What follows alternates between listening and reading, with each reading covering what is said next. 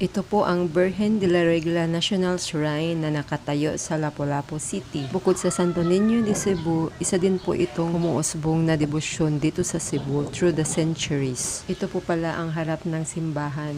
Ang debosyon sa Our Lady of Rule ay sinimula ni Saint Agustin.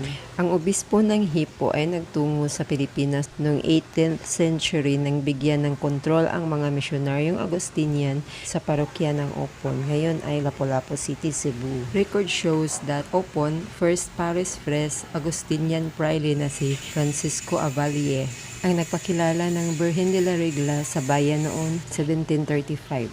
Na 10 taon na nakatira sa Monastery of Nuestra Señora de la Regla in Chimpionana, Andalusia, Spain. At isa din itong deboto ng Birhen. Nang makilala ng mga taga-Opon ang image ng Birhen ng Chimpionana at malaman ang kanyang kwento, the people of Opon chose Our Lady of Rule